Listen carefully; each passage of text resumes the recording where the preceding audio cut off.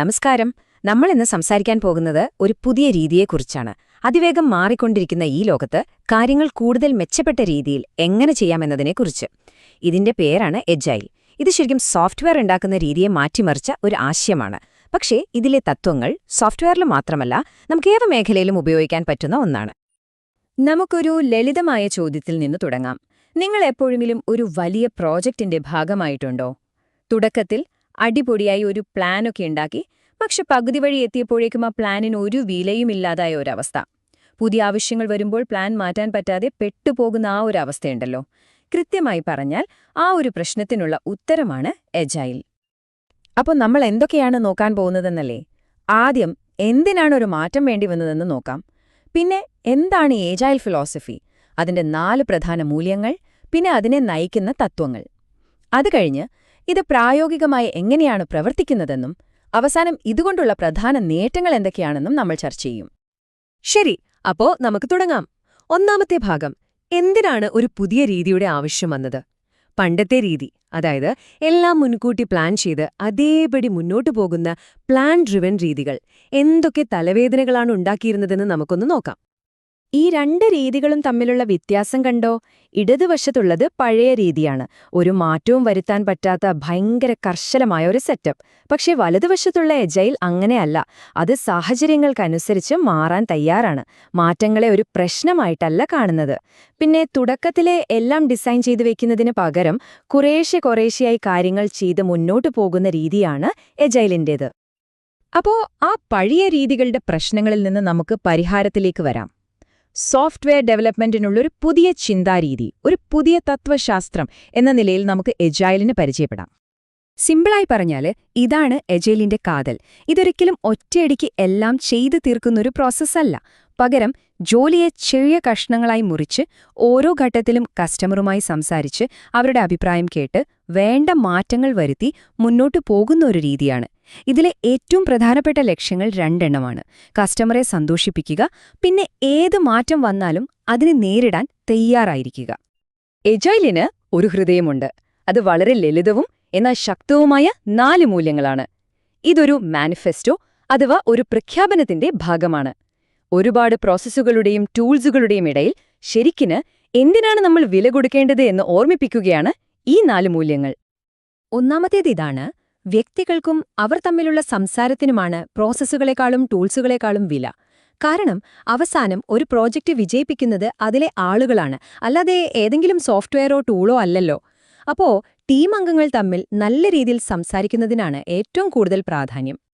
രണ്ടാമത്തേത്, പ്രവർത്തിക്കുന്ന സോഫ്റ്റ്വെയറിനാണ് ഒരുപാട് ഡോക്യുമെന്റ് എഴുതി വെക്കുന്നതിനേക്കാൾ പ്രാധാന്യം. ഇതിന്റെ അർത്ഥം ഡോക്യുമെന്റേഷനെ വേണ്ട എന്നല്ല കേട്ടോ. പക്ഷെ നമ്മുടെ പ്രധാന ലക്ഷ്യം എന്തായിരിക്കണം? 100 കണക്കിന് പേജുള്ള റിപ്പോർട്ട് ഉണ്ടാക്കുന്നതാണോ, അതോ കസ്റ്റമർക്ക് ഉപയോഗിക്കാൻ പറ്റുന്ന ഒരു സാധനം കൊടുക്കുന്നതാണോ? തീർച്ചയായും രണ്ടാമത്തേതാണ്. മൂന്നാമത്തേത്, കസ്റ്റമറുമായുള്ള ബന്ധത്തെക്കുറിച്ചാണ്. കസ്റ്റമറുമായി സഹകരിക്കുന്നതിനാണ് കർശനമായ കോൺട്രാക്ട് ചർച്ചകളേക്കാൾ വില.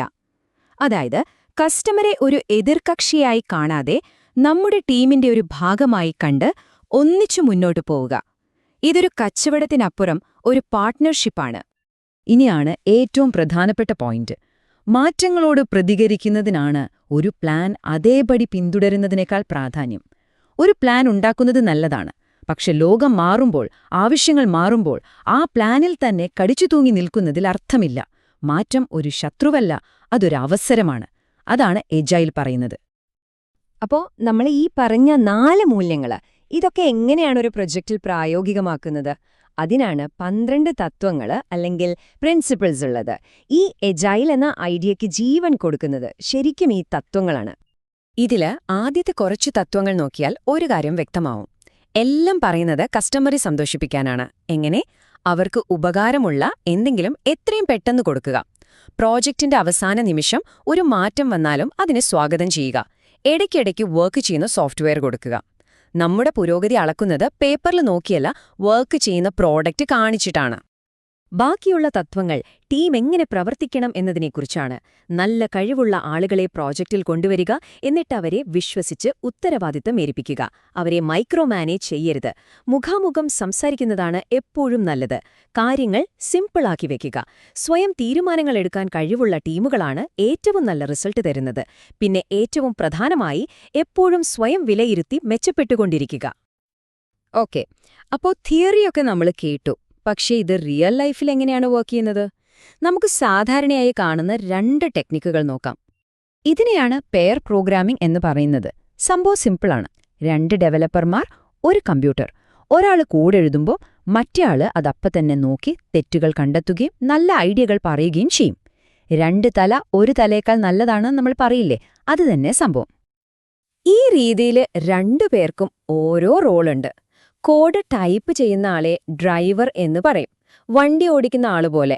മറ്റേയാള് നാവിഗേറ്റർ, അതായത് വഴികാട്ടി. നാവിഗേറ്റർ കോഡ് ലൈവായിട്ട് റിവ്യൂ ചെയ്യും. അടുത്തതെന്ത് ചെയ്യണം, എവിടെയാണ് പ്രശ്നം വരാൻ സാധ്യത എന്നൊക്കെ ചിന്തിക്കും. അപ്പോൾ തന്നെ പ്രശ്നങ്ങൾ കണ്ടുപിടിച്ച് പരിഹരിക്കാൻ പറ്റും. അപ്പോ ഇതുകൊണ്ടുള്ള ഗുണങ്ങൾ എന്തൊക്കെയാണെന്ന് നോക്കിയേ. നല്ല ക്വാളിറ്റിയുള്ള കോഡ് കിട്ടും, തെറ്റുകൾ അതായത് ബഗ്ഗുകൾ കുറയും, പ്രശ്നങ്ങൾ പെട്ടെന്ന് സോൾവ് ചെയ്യാം. ഏറ്റവും പ്രധാനം, 2 പേരും പരസ്പരം പഠിക്കും, അറിവ് വളരെ വേഗത്തിൽ ഷെയർ ചെയ്യപ്പെടും. അടിപൊളിയല്ലേ? ഇനി അടുത്ത ടെക്നിക് റീഫാക്ടറിംഗ്. ഇതൊരു തരം ക്ലീനിംഗ് പ്രോസസ്സാണ്. അലങ്കോലപ്പെട്ട് കിടക്കുന്ന ഒരു മുറി വൃത്തിയാക്കുന്നത് പോലെ. പുറത്തുനിന്ന് നോക്കുന്ന ആൾക്ക് ഒരു മാറ്റവും അറിയില്ല. റൂം പഴയ റൂം തന്നെ, പക്ഷെ അകത്ത് എല്ലാം ഓർഗനൈസ്ഡ് ആയിരിക്കും. കോഡിന്റെ കാര്യത്തിലും ഇതുപോലെയാണ്. പുറമേയുള്ള പ്രവർത്തനം മാറില്ല, പക്ഷെ അകത്തുള്ള കോഡ് നല്ല ക്ലീനും ചിട്ടയുള്ളതാക്കി മാറ്റും. അപ്പോ എന്തിനാണീ ക്ലീനിങ്? 1, കോഡ് മറ്റൊരാൾക്ക് വായിക്കാൻ എളുപ്പമാവും. 2, അതിന്റെ കോംപ്ലക്സിറ്റി കുറയും. 3, ഒരേ കോഡ് പല സ്ഥലത്ത് കോപ്പി പേസ്റ്റ് ചെയ്യുന്നത് ഒഴിവാക്കാം. ചുരുക്കി പറഞ്ഞാൽ ഭാവിയിൽ ആ കോഡിൽ പണിയെടുക്കുന്നത് എളുപ്പമാവും. ടെക്നിക്കൽ ഡെറ്റ് എന്ന് പറയുന്നൊരു സംഭവം കുറയ്ക്കാൻ ഇത് സഹായിക്കും. അതായത് നമ്മളിപ്പോൾ എളുപ്പപ്പണി ചെയ്താൽ ഭാവിയിൽ വരുന്ന വലിയ പണിയില്ലേ, അതാണീ കടം. അതൊഴിവാക്കാൻ പറ്റും. ഒരു സിമ്പിൾ ഉദാഹരണം പറഞ്ഞാൽ, ഒരുപാട് കാര്യങ്ങൾ ഒരുമിച്ച് ചെയ്യുന്ന ഒരു വലിയ കോഡിനെ ഓരോരോ ചെറിയ പണി ചെയ്യുന്ന കുഞ്ഞു കുഞ്ഞു ഫംഗ്ഷനുകളായി മുറിക്കുന്നത്. അപ്പോൾ നമുക്ക് മനസ്സിലാക്കാനും എളുപ്പമാണ്. എവിടെയെങ്കിലും ഒരു മാറ്റം വരുത്തണമെങ്കിൽ അതും വളരെ എളുപ്പമാണ്. അപ്പോൾ നമ്മളെ എജൈലിന്റെ തിയറിയും അതെങ്ങനെ പ്രവർത്തിക്കുന്നു എന്നുമൊക്കെ കണ്ടു. പക്ഷേ ഏറ്റവും വലിയ ചോദ്യം ഇതാണ്: ഇതൊക്കെ ചെയ്തിട്ട് അവസാനം എന്താണ് ഗുണം? അതാണ് നമ്മൾ നോക്കാൻ പോകുന്നത്. നമ്മൾ ആദ്യം സംസാരിച്ച പ്രശ്നങ്ങൾ ഓർമ്മയില്ലേ? കാലഹരണപ്പെട്ട പ്ലാനുകൾ, മാറ്റങ്ങൾ വരുത്താൻ പറ്റാത്ത അവസ്ഥ. അതിനൊക്കെയുള്ള മറുപടിയാണ് ഈ കാണുന്നത്. എജൈൽ രീതി ഉപയോഗിക്കുമ്പോൾ നമുക്ക് വേഗത്തിൽ സാധനങ്ങൾ ഡെലിവർ ചെയ്യാൻ പറ്റും. കിട്ടുന്ന പ്രോഡക്റ്റിന് ക്വാളിറ്റി കൂടുതലായിരിക്കും, തെറ്റുകൾ കുറവായിരിക്കും. മാർക്കറ്റിലെ മാറ്റങ്ങളോട് പെട്ടെന്ന് പ്രതികരിക്കാൻ പറ്റും. കസ്റ്റമേഴ്സ് ഹാപ്പിയാവും. ഇതിൽ കൂടുതൽ എന്ത് വേണമല്ലേ? അപ്പോൾ നമ്മൾ ഈ സെഷൻ അവസാനിപ്പിക്കുമ്പോൾ ഒരു ചോദ്യം മാത്രം ഞാൻ നിങ്ങളുടെ മുന്നിൽ വെക്കുകയാണ്. ഈ എജൈൽ എന്നതൊരു സോഫ്റ്റ്വെയർ ഉണ്ടാക്കുന്ന രീതി മാത്രമല്ല, അതൊരു ചിന്താരീതിയാണല്ലേ? മാറ്റങ്ങളെ ഉൾക്കൊള്ളുക, ഒരുമിച്ച് പ്രവർത്തിക്കുക, എപ്പോഴും മെച്ചപ്പെടാൻ ശ്രമിക്കുക. ഈ ഐഡിയകൾ സോഫ്റ്റ്വെയറിന് പുറത്ത് നമ്മുടെ ജോലിയിൽ അല്ലെങ്കിൽ നമ്മുടെ ജീവിതത്തിൽ തന്നെ എവിടെയൊക്കെ ഉപയോഗിക്കാൻ പറ്റും? ഇതൊന്ന് ആലോചിച്ചു നോക്കൂ.